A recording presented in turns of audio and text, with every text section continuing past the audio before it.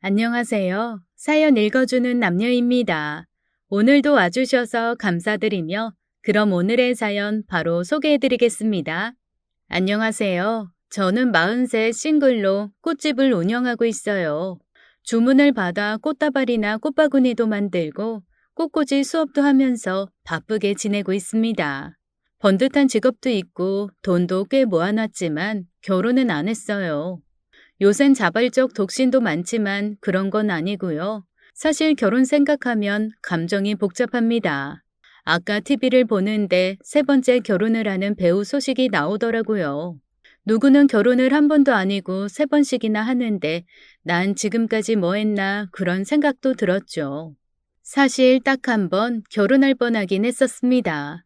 그 한 번의 경험이 너무 기가 막히고 어이없어서 지금은 결혼 생각이 쑥 들어간 상태고요. 그 한 번의 경험이 너무 기막히고 어이없어서 지금은 결혼 생각이 쑥 들어간 상태고요. 그 기막힌 사연 속 시원하게 털어놓고 싶어서 펜을 들었어요. 가족들 외에는 아무도 제 파혼 이유를 모르거든요. 39 겨울에 그 사람을 만나기 전까지 전 모태 솔로였습니다. 전 30대 후반이 되도록 남자와 진지한 만남을 가져본 적이 없어요. 연애 직전까지 갔다가 실패한 적이 많습니다. 남들은 어떻게 연애하는지 모르겠는데 전 단점이 하나라도 보이면 딱 싫더라고요. 첫 만남에 그런 적도 많았고 서너 번 잘 만나다가 그만 보잔 적도 많았죠. 선보고 집에 들어오면 엄만 제 표정부터 살폈어요. 오늘도 꽝이야, 엄마. 나 이 남자랑 다신 안 볼 거야. 내가 애프터 신청하지 말라고 했어. 너 왜? 직업 훌륭하고 집안도 좋은데 왜 초를 치고 들어와? 손톱이 너무 길잖아. 너무 지저분해. 하나를 보면 열을 안 댔어. 그런 사람이랑 어떻게 평생 살아? 그 손톱으로 머리도 득득 긁고 차도 간신히 마셨다고. 제가 딱지를 놓는 이유는 다양했어요. 약속 시간이 늦는 것도 싫었고 말실수하는 것도 봐주지 않았죠. 밥 먹을 때 쩝쩝소리 내면 바로 일어났고요. 솔직히 인정하는 게 전 무척 까다로운 편이었어요. 20대, 30대 중반까지 눈이 엄청 높았죠. 전 남매 중 막내로 위로 오빠가 하나 있어요. 다른 집은 어떨지 몰라도 우리 집에서 전 완전 공주님이었습니다. 특히 엄마가 절 그렇게 키우셨어요. 장미야, 장미야, 우리 공주님 얼른 일어나. 학교 가야지. 우리 장미, 오늘도 예쁜 원피스 입고 학교 가자. 오늘은 뭐 입을래? 얼른 골라봐. 엄마, 이제 그런 옷 좀 그만 입혀. 애들이 놀린다고. 제가 학교에서 날 오빠라고 부르면 막 숨고 싶은 거 엄만 모르지? 진호 네가 이상한 거야. 이렇게 예쁜 동생이 부르면 당장 달려가야지. 부끄럽다니? 장미야, 신경 쓰지 마라. 예쁜 옷 실컷 입고 다녀. 넌 그럴 만한 자격이 있어. 엄마는 오빠보다 저를 더 챙겨주셨죠. 우리 집이 딸이 귀하기도 했지만 엄만 좀 특이하셨어요. 저한텐 다 최고로만 해주셨죠. 이유는 하나였어요. 귀한 대접을 받고 자라야 결혼도 잘하고 대접받으며 살 수 있다는 거였습니다. 전 다른 여자 형제도 없었고 어릴 땐 엄마 말이 맞다고 생각했어요. 그러다 철들고 나서 아, 이게 아니구나 했죠. 어릴 땐 못 모르고 엄마 말을 들었는데 중학교, 고등학교 올라가고 철이 드니까 깨닫는 게 있더라고요. 대학 다니면서 세상 보는 눈도 생기고 졸업하고 유학까지 하면서 성격이 바뀌었습니다. 전 의리의리한 성의 공주도 아니었고 평범보다 조금 나은 집안의 딸이었어요. 공주님처럼 살 이유도 누구한테 대접만 받으면서 살 이유도 없었죠. 외국에서 돌아온 뒤에는 독립해서 살았어요. 물론 엄만 울고불고 난리셨죠. 장미야 이거 사. 유학을 다녀왔으면 엄마 옆에 꼭 붙어 있어야지. 어딜 또 나가 산다 그래. 곱게 있다 결혼이나 하면 되지. 꽃집은 왜 또 차린다고 나서. 엄마 그만 좀 해. 내가 무슨 공주님이야? 꽃 배우려고 영국까지 다녀왔는데 이걸 그냥 썩혀? 내 샵 제대로 내고 수업도 하고 그럴 거야. 돈도 많이 벌 거라고. 그러니까 이제 나 좀 내버려둬. 곱게 있다가 무슨 시집을 가라는 거야. 내가 인형이야? 진호야, 네가 좀 말려봐라. 장미적에 세상을 뭘 알겠어. 장미 정신 차렸네. 취사업도 하고 독립해서 살겠다는데 왜 말려요? 장미야, 너 하고 싶은 대로 해. 오빤 적극 찬성이다. 그렇죠, 아버지? 엄마 빼고 아빠, 오빠 모두 절 밀어줬어요. 저도 외국에 있다 와보니까 엄마랑 사는 게 답답하더라고요. 그래서 꽃집을 차리게 됐고 꽤 오래 운영을 했습니다. 다행히 적성에 맞는 일이어서 재밌게 일할 수 있었어요. 일하는 틈틈이 엄마 성화에 선자리도 숱하게 나갔죠. 조건 좋은 사람들 진짜 많이 만나봤는데 다 제 짝이 아니더라고요. 친구들 결혼식에 축의금만 열심히 내면서 30대 후반이 됐습니다. 그 사이 제 꽃집은 완전히 자리를 잡아서 꽃 주문도 많았고 수업을 들으러 오는 분들도 많았어요. 수강생 중엔 부잣집 사모님들도 많았는데 저한테 애인 있냐고 그렇게들 물어보더라고요. 중매 선다고 하시는 걸 극구 말렸죠. 엄마 때문에 선보러 나가는 것도 지겨운데 수강생까지 그러니 너무 힘들더라고요. 그래서 제 나이를 솔직하게 말하니까 다들 놀라셨습니다. 어머머, 우리 쌤 나이가 내일 모레 40이라고? 난 몰랐네. 완전 동안이잖아. 난 한 30대 초반인 줄 알았네. 쌤 너무 매력 있어서 아는 사람 소개시켜 주려고 했지. 이제 제 나이 아셨으니까 됐죠? 저 선이라면 지긋지긋해요. 볼 만큼 받고 이제 나이 때문에 잘 들어오지도 않네요. 솔직히 누굴 만나는 것도 이젠 꺼려져요. 나이 들수록 더 조심스럽네요. 누굴 만난다는 게. 무슨 나이 타령이야. 요샌 그맘때 결혼들 수두룩하게 하더구만. 그리고 나이 들수록 짝이 있어야 돼. 우리 쌤 눈이 너무 높은 거 아니야?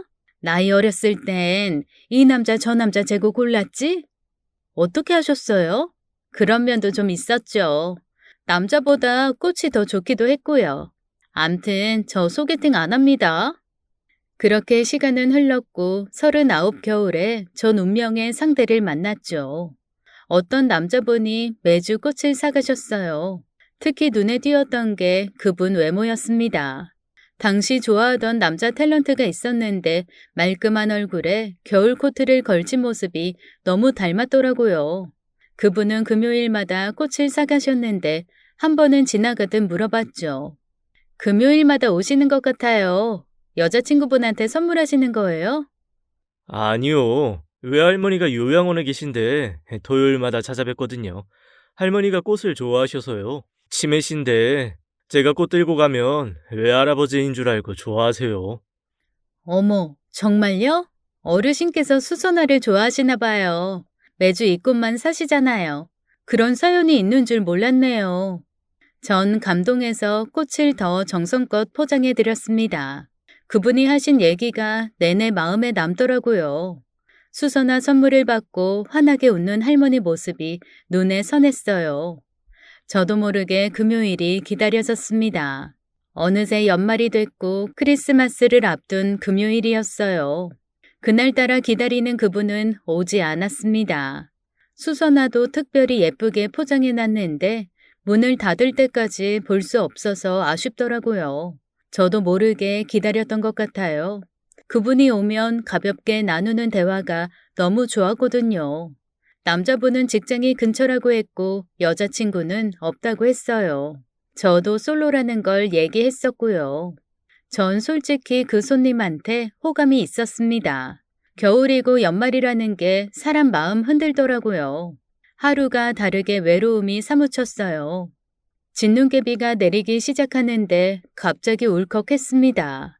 이렇게 또 한 해가 가버리면 40이 된다는 사실이 너무 슬펐어요. 나이는 숫자에 불과하다고 누가 그러던데 저한테 그 말이 들리지 않았죠. 너무 우울해서 대충 정리하고 나가려는데 그때 꽃집에 누군가 뛰어들어왔습니다. 아니, 문 닫는 거 아니죠? 오늘 야근이라 퇴근이 늦었네요.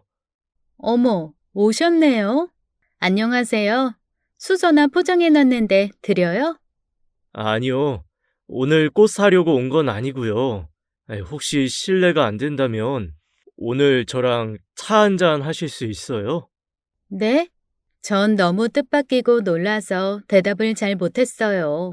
예스냐 노냐 생각할 겨를도 없이 많이 당황했거든요. 솔직히 너무 좋기도 했고요. 아이, 죄송합니다. 너무 갑작스럽죠? 선약이 있으시면 할 수 없고요. 아니요, 없어요. 좋아요. 차 마시러 가요. 그렇게 우린 차를 마시게 됐고 술까지 가볍게 한잔했죠.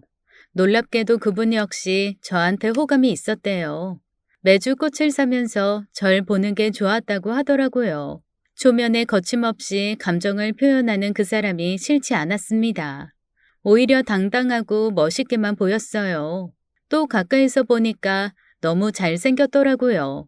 성격도 물론 좋아 보였고요. 전 경욱 씨의 자상하고 매너 있는 모습에 반했고 그날 거리에서 우린 손까지 잡게 됐어요. 마침 다음 날이 크리스마스 이브였고 우린 그날부터 사귀게 됐죠. 마음이 붕 떠서 내려오질 않았어요. 길을 걸을 때 구름 위를 걷는 것 같았고 잠을 안 자도 졸리지도 않았습니다. 기분이 너무 좋아서 콧노래까지 나왔죠. 연애란 게 이런 거였나 너무 신기해서 어쩔 줄을 몰랐어요. 그리고 하나 놀랐던 건 그분의 나이였습니다. 외모로 봐선 저보다 연하일 줄 알았는데 아니었어요. 첫날 술 한잔하면서 나이 얘기가 나왔는데 서로 진짜 많이 놀랐습니다. 저 보기보다 나이 많이 먹었어요. 44이에요. 놀랐어요?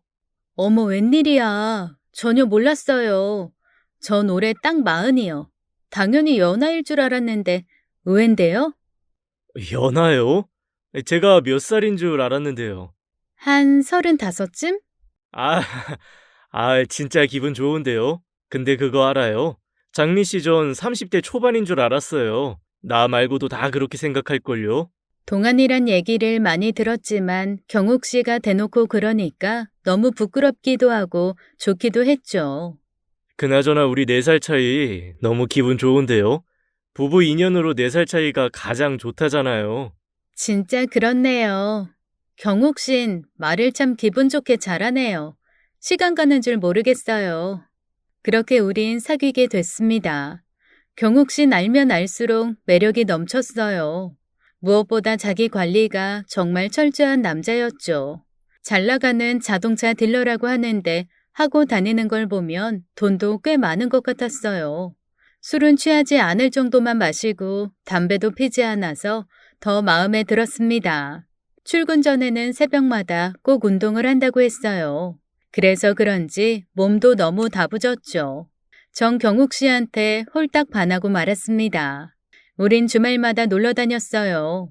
전 연애가 처음이었기 때문에 뭘 해도 너무 재밌고 즐거웠죠. 첫 경험이라는 거 무시 못하는 거더라고요. 이래서 사람들이 첫사랑을 그렇게 얘기하나 싶었습니다. 전 경욱 씨한테 모태솔로라는 걸 밝히고 하고 싶었던 걸 다 말했어요. 커플티 입고 놀이공원 가기, 여름에 바닷가 가기, 기차 여행하기, 함께 와인 마시기, 할 게 너무 많고 24시간이 아까웠죠. 경욱 씨는 그런절 귀엽다고 했고요. 아예 리스트까지 만들었어? 진짜 귀엽다 우리 장미. 도무지 이해가 안 된다니까. 너같이 사랑스럽고 이쁜 애를 왜 남자들은 가만히 뒀을까? 다 경욱 씨 만나려고 그런 거지. 우리 다음 주엔 바닷가 가자. 싱싱한 회도 먹고 사진도 실컷 찍고. 그리고 우리 서로 애칭으로 부르자. 나 그것도 너무 해보고 싶었어. 우린 서로를 닭살 돋게 부르기도 했습니다. 그러다 엄마한테 연애를 들키게 됐어요. 최대한 늦게 알리고 싶었는데 낭패였죠. 꽃집 수강생들이 놀러온 엄마한테 얘기를 했더라고요. 제가 연애하는 거 어머니는 아시냐고 해서 그때부터 지옥문이 열렸습니다. 엄만 저를 닥달하기 시작했어요. 빨리 남자친구 보여달라고요. 솔직히 너무 성가셨습니다. 장미야, 너 만나는 사람 누군데? 어떤 사람인데? 수강생들이 그러는데 인물이 그렇게 좋다며? 너 남자 얼굴 보니? 궁금해 미치겠다. 엄마한테 언제 소개시켜 줄 거야? 아, 싫어. 지금 한참 좋은데 엄마 때문에 산통 깨기 싫다고. 나중에 한 1년쯤 사귀면 소개해줄게. 뭐? 1년? 아이고, 복장 터져. 이거사, 어떤 남자인지 봐야 마음이 놓일 것 같아서 그래. 당장 주말에 약속 잡아라. 아니, 오늘 저녁도 엄만 괜찮아. 직장도 꽃집 근처라며. 당장 나서 얼른. 엄마, 그렇게 딸을 못 믿어? 나 올해 40이야. 내가 설마 이상한 남자한테 걸렸을까봐? 경욱 씨 그런 사람 아니야. 진실하고 착하고 자기 관리도 엄청 철저한 사람이라고. 그래도 엄만 쉽게 포기하지 않으셨어요. 한 번은 친오빠가 꽃집으로 찾아왔더라고요. 생전 꽃집에 오질 않더니 엄마가 시킨 것 같았습니다. 왜 왔냐고, 웬일이냐고 물었더니 솔직히 털어놨어요. 엄마가 시켜서 왔다고 하면서 오빠도 궁금하다고 하는 거 있죠? 동생아, 오빠 유부남 되고 가장 후회했던 게 뭔 줄 알아? 결혼 전에 친구들 말 안 들은 거. 그게 가장 후회되더라. 그땐 다 시기 질투로만 보였는데 아니더라 이거야. 좋을 땐 다 좋아 보이지. 콩깍지 쓴다는 말 알지? 객관적으로 올 수가 없다니까. 야, 그리고 지금 네 나이가 몇 갠데 아무나 함부로 만나면 큰일 난다. 까딱하면 애 생기고 발목 잡히는 거야. 그래서 엄마가 안달복달 하시는 거고.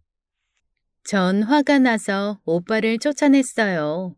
때 되면 알아서 인사도 시켜줄 텐데 가족들이 왜 그러는지 진짜 이해가 안 됐죠. 가만 생각해보면 가족들 모두 절 못 믿는 것 같았습니다. 제가 나이만 먹었지 어린애라고 생각하는 것 같았어요. 그래서 더 기분이 나빴고요. 적은 나이도 아닌데 남자친구랑 잘 만나고 있다면 믿어주면 되지 왜 자꾸 스트레스를 주는지 이해할 수 없었죠. 답답했던 전 옆가게 언니한테 하소연을 했습니다. 진짜 스트레스 엄청 받는다니까요. 내가 10대도 아니고 식구들이 다 들고 일어났어요. 경욱 씨 봐야겠다고. 그럴만도 해. 나라도 궁금해 죽겠다. 경욱 씨한테 말이라도 해봐. 가족들 압박이 장난이 아니다. 더는 못 버티겠다. 당장 결혼하자는 거 아니고 인사만 간단히 하고 지나가자. 그래 보라고. 너무 고민이 되더라고요. 저랑 경욱 씨 서로 너무 좋은데 괜한 트집 잡혀 못 만나게 될까봐 벌벌 떨었던 것 같아요. 그동안 우리 엄마 저 등 떠밀어 선도 엄청 보게 했는데 그 남자들 스펙, 집안 배경 이런 게 장난이 아니었거든요. 우리 경욱 씨 직업, 외모 저는 불만 없었지만 엄마 눈엔 성이 안 찰 게 뻔했기 때문에 걱정부터 앞섰어요. 보여주고 스트레스 받느니 모른 척하고 데이트하며 즐기는 게 더 나을 것 같았습니다. 결국 전 가족들 성화는 모른 척하고 남자친구와 열심히 만났어요. 옛말 틀린 거 하나도 없는 게 하나보다 둘이 훨씬 좋았어요. 혼자가 익숙할 땐 이런 감정 몰랐죠. 근데 연애라는 게 불이 붙으니까 너무 살맛이 나더라고요. 같이 먹는 야식, 차가운 맥주 그런 것도 훨씬 맛있고 이제야 내 짝을 만나 행복을 누리는구나. 그런 생각에 매일이 즐거웠습니다. 그리고 사귄 지 6개월쯤 됐을 때였어요. 경욱 씨는 잠깐 뭐 사러 나가고 혼자 있을 때였죠. 오빠가 핸드폰을 두고 나갔더라고요. 그날따라 이상하게 오빠 핸드폰에 손이 갔습니다. 우린 서로의 핸드폰은 사생활 영역이라고 보지 않았거든요. 사실 패턴은 알고 있었어요. 항상 붙어 있었기 때문에 그런 건 충분히 알 수 있었죠. 그리고 사진첩에서 웬 아이 사진을 보게 됐어요. 딱 보니까 중학생은 아니었고 초등학교 고학년쯤 돼 보이는 애였습니다. 느낌이 싸했어요. 사진이 한두 장이 아니었거든요. 어릴 때부터의 사진이 쭉 쌓여 있는데 한두 번 만난 걸로는 보이지 않았습니다. 경욱 씨는 외동아들이었고 조카가 있을 리 없었어요. 친구 아들인가 동네 아는 애인가 아무리 머리를 굴려봐도 이해가 되지 않았죠. 또 부정하려 해도 그 아이의 얼굴은 경욱 씨와 많이 닮아 있었어요. 불길한 예감에 심장이 철렁했습니다. 전 경욱 씨가 오기 전에 집을 나갔어요. 머리가 너무 복잡해서 핸드폰 전원을 꺼놓고 고민을 많이 했죠. 대놓고 물어볼까, 그냥 모른 척 할까, 심장이 벌렁거리고 무서워서 일도 손에 안 잡혔습니다. 결국 전 남자친구한테 불러서 물어봤어요. 경욱 씨, 솔직히 얘기해줬으면 좋겠어. 나 이틀 전에 자기 핸드폰에서 어떤 사진을 봤거든? 그 남자애 누구야? 아주 어린 애는 아니고 초등학생인 것 같은데 어떻게 아는 애야? 경욱 씨는 엄청 당황하더라고요. 쉽게 대답을 못하는 걸 보니까 억장이 무너졌어요. 전 부들부들 떨면서 물어봤죠. 혹시 오빠 아들이야? 많이 닮았던데. 아니지? 내가 이상한 상상한 거지?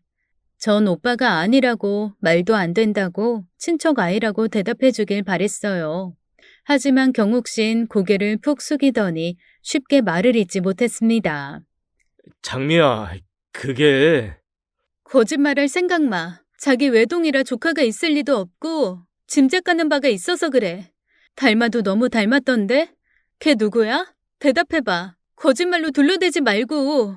그리고 듣게 된 얘기에 전 말문이 막혔죠. 제 예상은 들어맞았어요. 그 아이는 경욱 씨의 아들이었습니다. 게다가 그 사람은 이혼 경험이 있었어요. 전 무슨 몰래카메라 찍는 줄 알았죠. 너무 믿기질 않아서요. 사실은 이혼했어. 5년 전에. 미안하다, 장미야. 속이려고 한 건 아니었어. 진심이야. 막장 드라마에서 보던 일이 나한테도 일어나다니 너무 당황스럽고 절망적이었어요. 그래도 여기서 물러설 순 없었습니다. 전 궁금한 걸 끝까지 물었죠. 결혼 빨리 하고 싶다며. 가정 꾸리는 게 소원이라며. 근데 이미 한번 해봤다고? 어떻게 그래? 사람을 이렇게 감쪽같이 속일 수가 있어?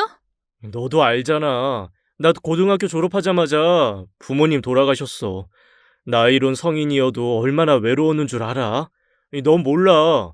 평범한 집에서 곱게 자란 네가 날 이해하긴 어렵겠지. 외로워서 방황할 때 친구로 지내던 애가 여자로 다가왔어. 엉겁결에 애가 생겼고 잘 살지 못해 이혼했고 지금은 정리했어. 이게 다야. 믿어줘, 장미야. 이혼은 왜 한 거야? 아들은 그럼 그 여자가 키우고 있어? 이혼한 결정적 이유는 전처의 바람이었어. 애엄마가 동창이랑 대놓고 만나더라. 유책 배우자긴 하지만 애엄마 집안에 돈이 많았어. 그때 난 개털이었고 아들도 어려서 엄마한테 보내는 게 맞다고 판단한 거야. 그 뒤로 난 쭉 혼자였어. 지금까지 쭉. 장미야, 믿어줘. 제발 부탁이야. 경욱 씨는 제 앞에서 무릎까지 꿇었습니다. 언젠간 말하려 했고 끝까지 속이려는 마음 없었다면서 절 놓치기 싫다고 간절하게 매달리더라고요. 어떡해. 이 일을 어떻게 하면 좋냐고. 처음부터 말해주지 그랬어. 그랬으면 각오를 하고 나도 준비했을 거 아냐. 우리 부모님이랑 오빠 경욱 씨 보여달라고 난리야. 뭐 하는 사람이냐? 믿을 만한 사람이냐? 나를 얼마나 닥달하는데 이런 걸 속여? 난 몰라. 당분간 경욱 씨 얼굴 보기도 싫어. 미안하다고 용서를 바란다며 눈물까지 흘리는 경욱 씨를 외면하고 전 한동안 잠수를 탔습니다. 꽃집에도 찾아오지 말고 연락하지도 말라고 했어요. 생각할 시간을 달라고 우리 만남 계속 이어가도 좋을지 진지하게 고민하고 싶다고 얘기했죠. 경욱 씨도 알겠다며 기다리겠다고 했고요. 하루하루 눈물로 지샌 것 같아요. 그런 와중에도 엄마는 매일 전화하고 며칠에 한 번씩 꽃집에 찾아왔습니다. 경욱 씨를 보여달라는 거였죠. 전 미칠 것 같아 꽃집 문을 닫고 무작정 여행을 떠났어요. 바다가 보이는 강원도 숙소에서 머리 터지게 고민을 했습니다. 분명한 건 두 가지였어요. 경욱 씨가 이혼했다는 것과 그에게 아들이 있다는 것. 생각할수록 한숨이 나왔습니다. 아무리 생각해도 자식이 있고 없고의 차이가 크더라고요. 요즘 세상에 40이 넘은 남자가 이혼할 수는 있다고 쳐도 자식이 있다고 하니 두렵기부터 했습니다. 이 사실을 처음부터 알았다면 시작조차 안 했겠죠. 경욱 씨도 그래서 숨겼던 것 같고요. 그 사람이 했던 말이 떠올랐습니다. 장미야, 너에 대한 내 마음 진심이야. 그건 누가 뭐래도 달라지지 않는 진실이라고. 처음부터 네가 좋았어. 말 걸고 싶고 차도 마시고 싶고 어떤 사람인지 궁금해서 미칠 것 같았지만 내 처지 때문에 쉽게 다가갈 수 없었어. 장미야, 그러지 말고 내 마음 하나만 봐주면 안 돼? 철없을 때 결혼해 이혼한 거, 자식 있는 거, 그 일로 네 마음 아프게 안 할게. 약속할 수 있어. 장담할 수 있다고.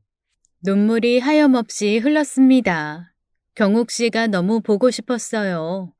게다가 바닷가에 놀러온 커플들, 가족들은 비참한 제 마음을 더 들쑤셔 놓았죠. 혼자라는 게 너무 쓸쓸하고 사무치게 외로웠어요. 저한테 남자는 40 먹도록 경욱 씨가 처음이었습니다. 인생 통틀어 연애라는 건 이번이 처음이었어요. 그래서 더 경욱 씨를 놓치기 싫고 이 상황이 괴로웠죠. 첫정이라는 게 무섭다더니 정말 맞는 말이었습니다. 고민을 하는 순간에도 옆자리 세 가족들은 너무 오붓하게 저녁을 먹고 있었어요. 오빠, 해봐. 고기 너무 맛있게 잘 구웠다. 자기도 먹어야지. 내가 쌈 쌌어. 우리 와이프가 최고라니까. 라면도 끓여줄까? 고기는 안 부족해? 바닷바람 맞으면서 저녁 먹으니까 너무 좋다. 결혼 기념일마다 이렇게 여행하자. 자기도 좋지? 그럼 고마워 자기야. 우리 딸도 기분 좋은가 봐. 밥을 너무 잘 먹네. 우리 사진 찍자. 여기 봐 자기야. 쓸쓸하게 컵라면을 먹고 있었는데 너무 비참하더라고요. 숙소에 들어가 이불 덮고 누웠습니다. 경욱 씨가 너무 그리웠어요. 갑자기 이런 생각이 들었어요. 이제야 내 짝을 만났는데 고작 지나간 과거 때문에 평생 인연을 헌신짝처럼 버리는 건 아닌가. 다시 또 이런 사랑 못하게 되면 어떡하지? 그런 생각이 들고 너무 불안하더라고요. 전 여행 마지막 날 결심을 하게 됐어요. 이렇게 모든 걸 알게 됐는데 지금 헤어지면 아깝다는 생각이 컸습니다. 전 강원도에서 올라간 그 길로 경욱 씨와 만났습니다. 그리고 제 마음을 전했어요. 다시 만나자고. 지금까지 우리 좋았으니까 앞으로도 같이 손잡고 가보자고요. 나 경욱 씨 포기 못하겠어. 우리 계속 만나. 과거 같은 거 나 신경 쓰지 않을래. 오빠 못 놓치겠어. 장미야, 고맙다. 내가 더 잘할게. 너 없는 동안 내가 얼마나 괴로웠는 줄 알아? 우리 장미, 꽃길만 걷게 해줄게. 그러니까 이제 그만 좀 울어. 나도 눈물 많지만 오빠한테 못 당하겠다. 이제 우리 만나면 무조건 웃자. 힘든 일 다 지나갔으니까 이제 웃자고. 다시 전처럼 돌아간 우린 알콩달콩 만남을 이어갔죠. 비온 뒤에 땅이 더 굳는다더니 정말 그렇더라고요. 우린 더 애틋한 사이가 됐고 나이가 있다 보니 자연스럽게 결혼 얘기가 나왔어요. 만난 지 1년쯤 됐을 때였습니다. 엄마가 더는 못 참고 경욱 씨를 만나셨어요. 제 핸드폰에서 연락처를 알아내서 따로 만났더라고요. 그 사실을 알고 전 너무 당황했습니다. 엄마랑 그래서 한바탕 했죠. 하지만 엄만 할 일을 했다는 태도였어요. 이거사, 네 나이 올해 41야. 짝이 있는데 왜 어물쩍거려? 당장 오늘 결혼해도 이상할 게 하나도 없는데. 그래도 엄마 멋대로 경욱 씨를 만나는 게 어디 있어? 그 사람 얼마나 당황했겠어. 인물 훤하고 말 잘하고 나이보다 젊어 보이고 내 마음에 쏙 들더구만. 도대체 그동안 왜 못 만나게 했던 거야? 당장 날 잡아서 결혼해. 상견례도 빨리 잡고. 부모님은 얼른 결혼하라고 성화였죠. 저도 내심 그러길 바랬고요. 하나 마음에 걸리는 건 경욱 씨가 이혼한 과거가 있고 아이까지 있다는 걸 알리지 못한 거였죠. 사실 전 결혼 전까지 부모님께 알릴 생각이 없었습니다. 괜히 잡음만 날 게 뻔했으니까요. 전 경욱 씨한테 이제 시골리고 정식으로 결혼하자고 얘기했어요.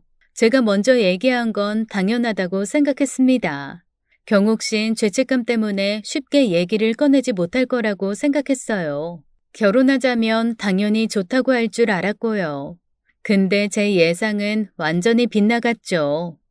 우리 양가 부모님께 인사드리고 결혼하자. 나 더 이상은 못 버티겠어.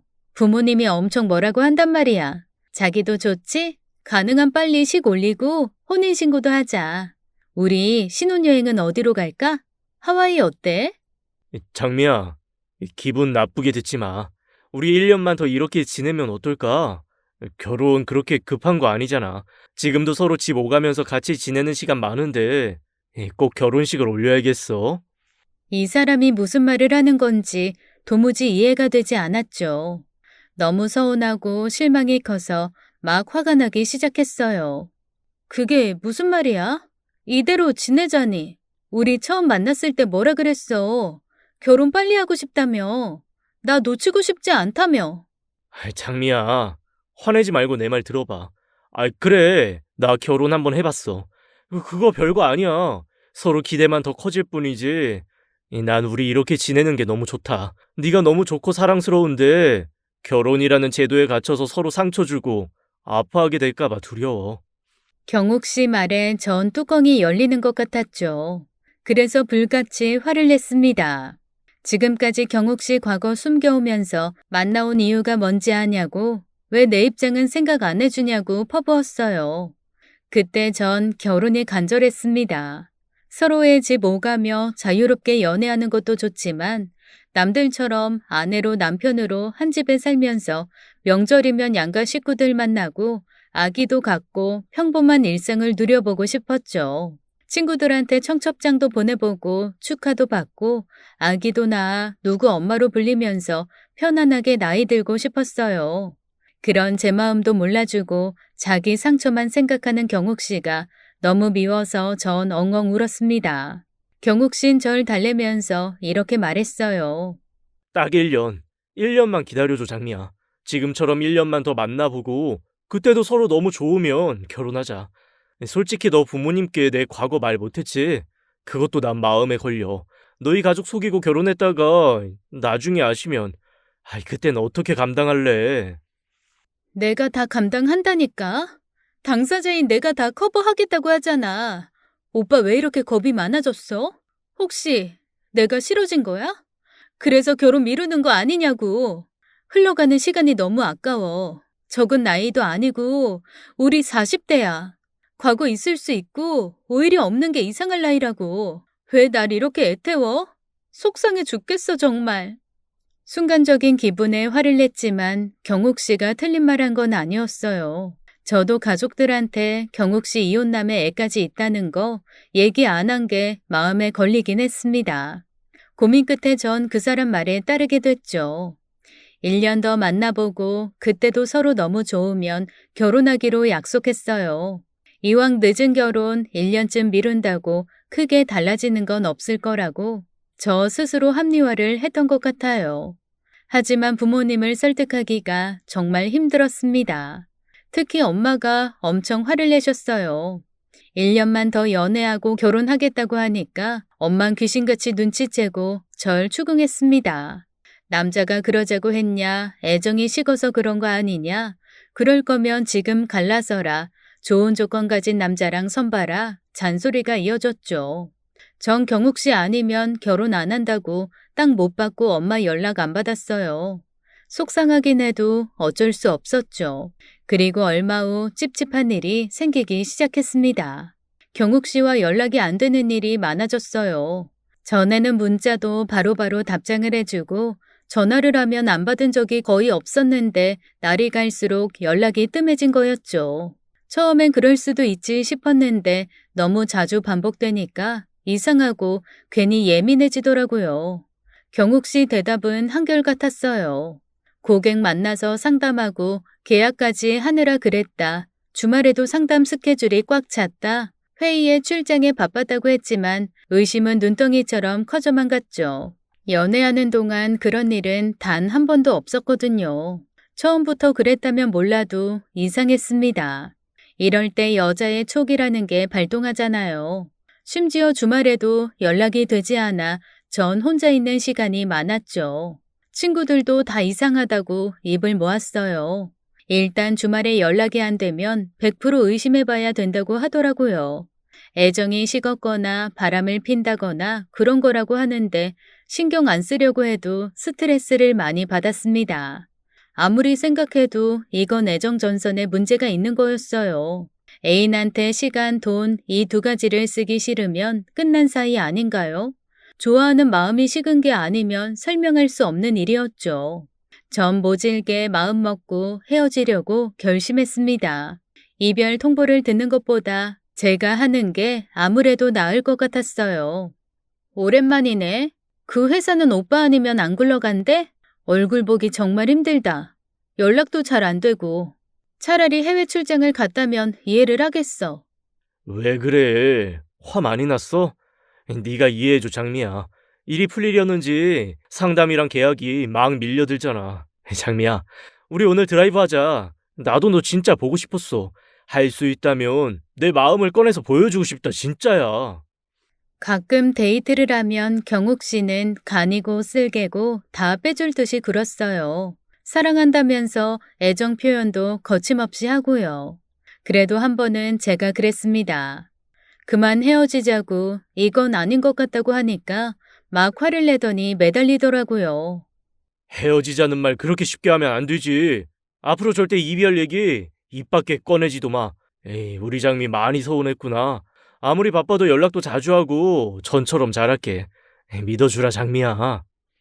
사귀면서 믿어달라는 말을 도대체 몇 번이나 하는 건지 연애의 도사는 아니어도 이건 아닌 것 같았죠. 믿음은 그냥 보여주는 건데 자꾸 말로만 믿어달라 잘하겠다 하니까 오히려 불신하게 되고 의심만 커져갔어요.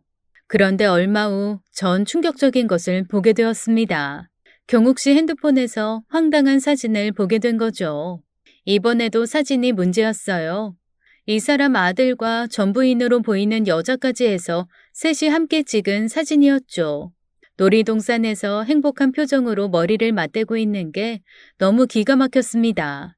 날짜도 비교적 최근에 찍은 거였어요. 뭐야 이건? 나한테 한마디도 없더니 셋이 놀러 갔었어? 기막혀. 해도 너무하잖아. 전처와 아들 만난다는 소리 단 한 번도 없었는데 이게 무슨 일인지 너무 황당하고 기분이 나빴습니다. 전 엄연히 결혼을 약속한 사이고 이런 일이 있으면 미리 알아야 한다고 생각했어요. 너무 비참하고 속상해서 경욱 씨를 만나 뭐라고 했습니다. 이 사진 어떻게 된 거야? 해명을 좀 해봐. 나 속이고 이 둘 만나러 갔어? 최소한 나한테 말은 했어야 하는 거 아니야? 아, 그 사진 봤어. 내가 또 한 발 늦었네. 아들 생일이라서 만난 거야. 1년에 딱 한 번. 아들 생일 되면 전처랑도 보거든. 그게 소원이라 어쩔 수 없었어. 나 지금 너무 비참해. 나 투명 인간이야? 경욱 씨한테 나 뭐야? 아들 생일이면 생일이다. 전초랑 아들 만나기로 했다. 왜 말을 못하냐고. 숨기면 끝까지 숨겨질 줄 알았어? 이것도 언젠가 말하려고 했어? 왜 일을 자꾸 크게 만들어? 그래, 내가 잘못했어. 생각이 짧았어. 네가 알면 기분 나쁠 거라고 생각했어. 너 괴로운 거 보기가 힘들어 그랬다고. 장미야, 이번 한 번만 넘어가 주라. 이거 다 통과 의례야. 한 번씩만 불협화음 겪으면 같은 일은 없을 거야.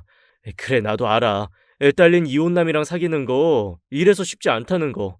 그래서 결혼도 미루자고 한 거고 어쩔 수 없이 이런 일이 생기는구나. 널 위한다고 하는 일이 널 오히려 상처받게 하고. 나도 괴롭다. 미안해, 장미야. 이 일로 저도 많이 지쳤어요. 그래도 경욱 씨 과거 탓은 하기 싫었습니다. 남들이 말하는 권태기일 수도 있었죠. 저한테 한 가닥 희망은 남아 있었습니다.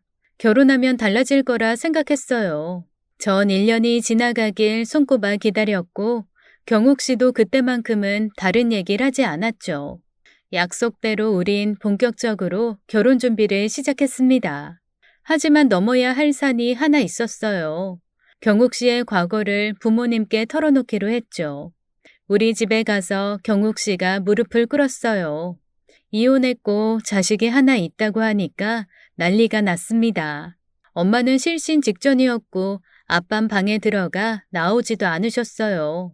이 결혼 안 된다고 하시면서요. 그날 밤 오빠가 절 밖으로 따로 불러냈습니다. 저한테 진지하게 묻더라고요. 너 감당할 수 있겠어? 이혼하고 애까지 있는 남자랑 결혼해서 끝까지 잘 살 수 있겠냐고. 왜 못해? 우리 사귄 게 얼만데. 나 할 수 있어. 나도 그 사실 알고 헤어지려고도 했어. 근데 안 되겠더라. 헤어질 수가 없었어. 지금 나 각오돼 있어. 경욱 씨가 나 마음 아프게 안 하겠대. 나 그 말 믿어. 정신 차려. 결혼한 인생 선배로서 하는 얘긴데 너희 결혼 만만치 않을 거다. 자식이 가운데 있으면 이혼을 했든 뭘 했든 전처랑 무조건 보게 돼 있어. 상황이 좋지 않으면 네가 그 애 떠맡을 수도 있고. 너 할 수 있어? 하면 하지 왜 못해? 너무 겁주지 마. 나도 오래 고민했어. 지금은 그냥 축하만 해줘. 엄마 아빠 설득도 해주면 고맙고. 제가 단식투쟁 불사하면서 결혼하겠다고 하니까 부모님도 결국은 허락하셨죠. 나이도 꽉 찬 제가 고집을 부리니까 항복하셨어요. 그렇게 좋으면 결혼하라고 허락이 떨어졌고 대신 책임지고 잘 살라고 하셨습니다. 그렇게 경욱 씨 어머님도 뵙게 되었어요. 시아버진 돌아가셔서 안 계시고 시어머니만 계셨습니다. 저 만날 때 매주 꽃을 사서 간다던 할머님은 돌아가신 뒤였고요. 시어머니와는 밖에서 만났어요. 집으로 인사를 가겠다니까 이사 준비로 어수선하다면서 신혼여행 갔다 와서 집으로 오라고 하시더라고요. 둘이 그런 얘긴 벌써 했겠지만 경욱인 결혼식 간소하게 하고 싶어 해. 이런 말 그렇지만 두 번째라 요란하게 하고 싶지 않은가 봐. 새애기 아쉽진 않니? 요새 스몰 웨딩이 대세잖아요. 일부러들 작게 치르기도 하잖아요. 정 괜찮아요, 어머니. 그런 건 다 알아서 한다니까. 여기서 그런 얘기를 또 왜 꺼내? 미안하다. 엄마 높아심에. 고맙다, 장미야. 둘이 행복하게 잘 살아. 내가 바라는 건 그거 하나다. 우리 결혼식도 작은 곳을 빌려 조촐하게 하기로 했어요. 대신 신혼여행을 좋은 데 가서 호사를 부리기로 했죠. 결혼 준비라는 게 정신이 없기도 했지만 행복하더라고요. 사랑하는 남자랑 새 출발을 한다는 게 참 좋았습니다. 혼인신고는 신혼여행 다녀와서 하기로 했어요. 친구들 만나 선물도 미리 받았죠. 스몰 웨딩이라 초대 못해 미안하다고 하면서 저녁도 쐈어요. 하루하루 너무 뿌듯했습니다. 연인 사이에서 법적인 부부 사이가 되는 게 새삼스럽게 너무 좋더라고요. 다른 신부들은 결혼 전에 망설이는 마음도 든다던데 전 그런 것도 없었어요. 게다가 아빠 엄마가 결혼 직전에 마음을 푸셨습니다. 그전까진 예비 신랑의 과거 때문에 부모님 표정이 어두웠는데 결혼이 임박하니까 달라지셨어요. 아빤 사위랑 등산을 하고 싶다고 하셨고 사위감이랑 오붓하게 북한산도 오르셨죠. 엄마도 우리 사위 하면서 상다리 부러지게 밥도 차려주시고요. 서운했던 마음 풀고 가족으로 잘 지내보자고 우리 장미 잘 부탁한다고 하시는데 저도 모르게 눈물이 나더라고요. 하루는 날 잡고 엄마랑 데이트를 했습니다.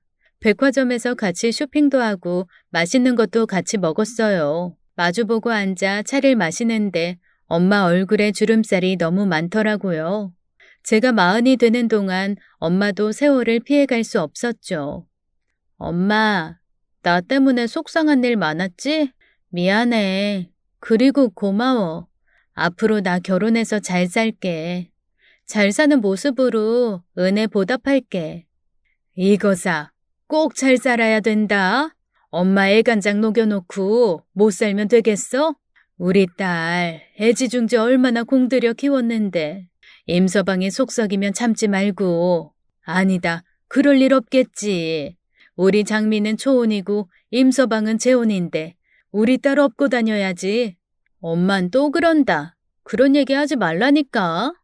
엄만 아직도 네가 아까워. 내가 널 어떻게 키웠는데? 그날 엄마랑 부둥켜 안고 울다 웃다 했던 것 같아요. 전 잘 살 자신이 있었습니다. 그만큼 경욱 씨를 믿고 사랑했어요. 제 인생의 처음이자 마지막 남자는 이 사람이라고 확신했죠. 결혼식 전날 우린 신혼집으로 마련한 집에서 함께 자기로 했어요. 결혼식인 다음 날 함께 움직이려고요. 신혼여행 짐을 같이 챙기고 자기 위해 불을 껐습니다. 막상 내일 결혼한다니 실감이 안 났어요. 그동안 겪은 일들도 스쳐 지나가고 결혼 후의 생활은 어떨까 설레기도 했죠. 제가 뒤척이니까 경욱 씨가 절 살포시 안아주더라고요. 고맙다고 지금까지 믿고 기다려준 거 평생 잊지 않겠다고 하는데 눈물이 막 나는 거예요. 그렇게 우린 서로를 꼭 안았고 신혼부부라면 의례 그렇듯 거사를 치르기 직전이었습니다. 그런데 그때 갑자기 와장창 창문 깨지는 소리가 났어요. 저와 예비 남편은 놀라서 벌떡 일어났죠. 바닥엔 커다란 돌이 굴렀고 안방 창문이 깨져 있었어요. 그리고 웬 괴한이 그 창문으로 들어오고 있었습니다. 도둑이야! 경욱 씨는 침대에서 뛰어내려 괴한에게 달려들었고 방 안의 불이 환하게 켜졌어요. 그 순간 괴한이 예비 남편의 머리채를 잡아 흔들기 시작했습니다. 전 제 눈을 의심했죠. 검은 옷을 입은 괴한은 남자가 아니라 여자였는데 굉장히 낯익은 얼굴이었어요. 번뜩 떠오르는 건 경욱 씨 핸드폰에 있던 사진이었습니다. 그녀는 경욱 씨의 전초였던 거였죠. 그 한서린 눈빛, 분노에 찬 표정에 전 완전히 압도당하고 말았습니다. 그래도 할 말은 해야 했어요. 바람으로 이혼한 전처가 이래야 할 이유는 없었으니까요. 이게 무슨 짓이에요? 왜 멀쩡한 남의 집에 창문을 깨고 들어와요? 당신 미쳤어요? 저 인간 임경욱, 내 남편이다 이 여자야. 누구한테 미쳤대? 너도 머리털 다 뽑히고 싶어? 뭐라고요? 이혼한 거 아니었어요? 이혼 좋아하시네. 이 인간이랑 나 법적으로 부부고 난 2년 동안 아들 데리고 어학연수 다녀왔어. 그 사이 이 더러운 판을 벌인 거라고. 너희 둘 가만 안 둘 거야. 세상에 할 짓이 없어서 가정 있는 남자랑 바람을 펴? 그 여자는 한 손으론 경욱 씨 머리채를 잡아뜯고 한 손으론 저한테 삿대질을 하면서 막 쏘아댔습니다. 넌 나이살이나 처먹고 똥인지 된장인지 구분도 못해? 네가 저지른 짓 나 그냥 못 넘어가. 불륜녀 소송 걸 테니까 딱 기다려. 무슨 소리예요? 불륜녀라니. 누구한테 하는 소리냐고요? 이 사람 이혼했다고 했고 당신이 유책 배우자라고 했어요. 바람 피웠다면서요. 깔끔하게 이혼했고 아들도 1년에 한 번씩 만난다고 했는데 그럼 그게 다 거짓말이었다는 얘기예요? 그런 거짓말에 속았다 이거야? 난 모르겠고 이 인간 데리고 우리 집 갈 거니까 너도 꺼져. 임경욱, 네가 인간이야? 아들한테 부끄럽지도 않아? 더 기가 막힌 건 제 예비 남편의 행동이었어요. 부인이라는 여자 앞에서 입도 뻥끗 못하고 머리채를 잡힌 채 그대로 끌려 나가는 거였습니다. 저한테 아니다, 이 여자 말 믿지 마라, 그런 말 한마디도 없이 순순히 끌려나가는 모습에 더 기가 찼어요. 전 심장이 벌렁거리고 다리가 후들거려 서 있을 수도 없었습니다. 갑자기 숨이 차기 시작했고 그대로 기절해 쓰러져 버렸어요. 정신을 차린 건 아침이 다 돼서였죠. 전 울면서 엄마에게 전화를 했어요. 가족들은 혼비백산해서 저한테 달려왔고 한바탕 난리가 벌어졌습니다. 엄마는 충격에 거의 실신할 정도였죠. 이거 사, 이 맹추 같은 거 사. 그런 것도 확인을 안 하고 속이 시커먼 놈이랑 만나고 있었어? 어쩔 거야. 이 노릇을 어쩔 거야. 엄마가 절 붙잡고 우시는데 할 말이 없었습니다. 장미야, 너 정신 똑바로 차려. 그 사기꾼 녀석한테 속은 것도 분한데 부인이 너 고소한다고 했다며. 그거부터 막아야 할 거 아니야.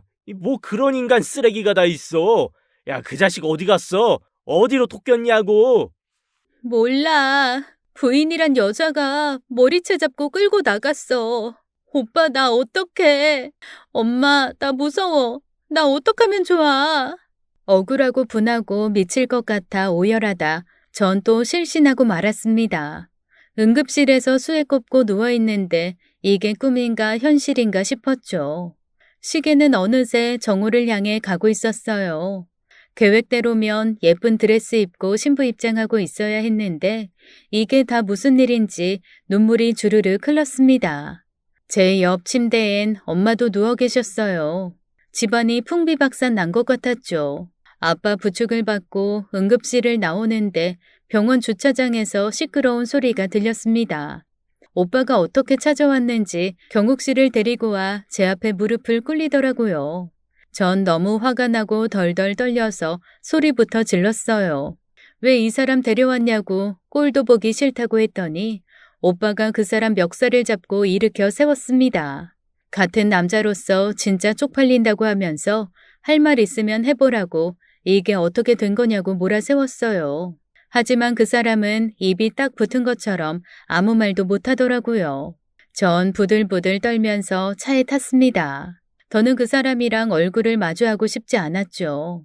차 안에 앉아 있는데 오빠가 그 사람한테 소리를 지르더라고요. 우리 장미 인생 어떡할 거야? 네 부인이 우리 장미 불륜녀로 고소한다는 게 사실이야? 야, 이 자식아, 네가 다 해결해. 순진한 내 동생 험한 일 겪게 하지 말고 네가 해결하라고. 너 뭘 했어? 이혼하고 혼자라고 했어, 안 했어? 부인이 유책 배우자라고 네 입으로 그랬잖아. 네가 그러고도 남자냐? 네 아들 보기 부끄럽지도 않냐고. 나도 아빠고 남편이지만 너 같은 종자랑은 상종도 하기 싫다. 썩 꺼져. 전 부모님 집에 들어가 몸과 마음을 추슬러야 했습니다. 며칠 후 전화가 한 통 걸려왔어요. 대담하게도 임경욱 그 인간이었죠. 전 왜 전화했냐고 매몰차게 물었더니 꼭 만나달라고 하더라고요. 만나자마자 그 인간은 납작 엎드렸습니다. 천하의 죽일 놈이라고 하면서 한 번만 봐달라는 거였어요.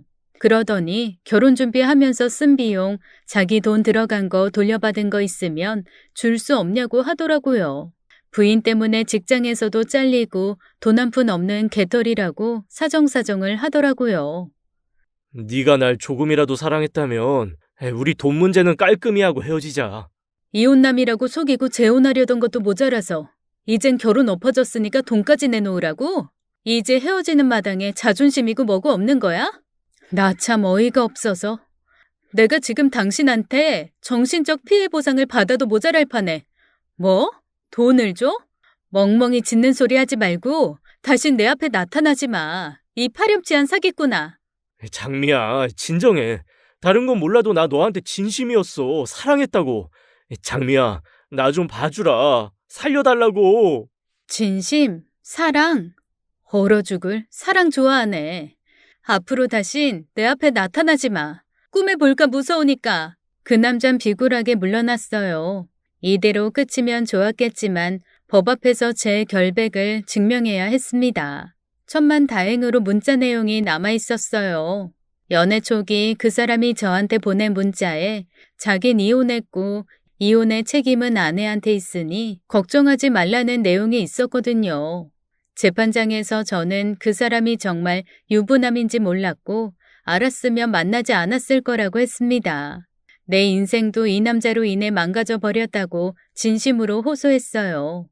결국 전 무죄를 입증받았고 임경욱 그 거짓말쟁이 사기꾼은 아내에게 이혼을 당했다고 들었습니다. 재산 싹 털려 알거지가 됐다고 하더라고요.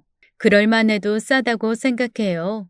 알고 보니 그 남자는 처음부터 끝까지 다 거짓이었어요. 애초에 요양원에 계신 할머니도 없었고 제가 만났던 시어머니도 돈 받고 연기해준 사람이었죠. 아내와 아들이 외국에 있을 땐 절 마음 편히 만나다가 어학연수 마치고 돌아오니까 그때부터 연락이 뜸해지고 주말에도 시간을 낼 수 없었던 거였습니다. 멀쩡히 가정 있는 사람이 어떻게 이럴 수 있는지 진실이 드러날수록 기가 차더라고요. 만약 아무것도 모르고 결혼식에 신혼여행까지 갔다면 더 비참한 결과를 맞이했겠죠. 이혼보다 파혼이 낫다는 말 제가 경험할 줄은 정말 몰랐네요. 그 일 이후 한동안 일은 쉬어야 했습니다. 꽃집도 후배한테 맡겼고요. 얼마나 남자 보는 눈이 없으면 그런 남자한테 눈이 돌았을까요? 돌이켜보면 엄마 오빠가 했던 말이 다 진리였습니다. 그 말을 들었더라면 험한 일은 안 당했을 텐데 후회해도 소용은 없지만 많이 아쉽네요. 그 남자와의 인연은 그게 끝인 줄 알았지만 아니었어요. 몇 년 후 오빠의 친한 친구가 사업을 시작했고 전 부탁을 받고 꽃바구니를 들고 갔습니다. 그런데 그 회사 사무실에서 임경욱을 보게 됐어요. 다행히 그 사람은 절 보지 못했고요. 전 그 회사를 나와서 친오빠한테 이 사실을 알렸죠. 알고 보니 그 사람은 경력사원으로 입사를 한 상태더라고요. 입만 열면 거짓말인 그 사람은 이력서도 허위로 쓴 것 같았습니다. 오빠는 불같이 화를 내면서 당장 친구를 만나러 가더라고요. 결국 그 사람은 하루아침에 정리해고됐어요. 그 후로는 한 번도 마주친 적이 없네요. 그 일 이후 전 꽃만 바라보며 살고 있습니다. 때론 꽃집 일이 실증날 때도 있었는데 지금은 너무 감사하면서 운영하고 있어요. 수강생도 많아지고 꽃 주문도 늘었거든요. 이 일마저 없었으면 인생의 고비를 어떻게 넘겼을까요? 살면서 제일 잘한 일은 이 꽃집을 연 거고 제일 후회하는 일은 물론 그 남자를 만난 거네요. 시간이 약이라는 말 이번에도 믿어봐야겠죠? 결혼에 잘 사는 분들은 도대체 어떻게 만나신 건지 궁금해요. 인연이 있으면 늦게라도 꼭 나타난다던데 저한테도 해당 사항 있을까요? 저 용기 내라고 한마디씩 해주세요. 경험이 많으신 청취자 여러분께서 도움 말씀 주시면 참고해 보려고요. 오늘도 솔로의 하루는 이렇게 지나가네요. 제 사연은 여기까지입니다. 이야기 들어주셔서 감사합니다. 지금까지 사연 읽어주는 남녀였습니다. 끝까지 함께 해주신 여러분 감사드리며 저는 다음 사연으로 돌아올게요. 감사합니다.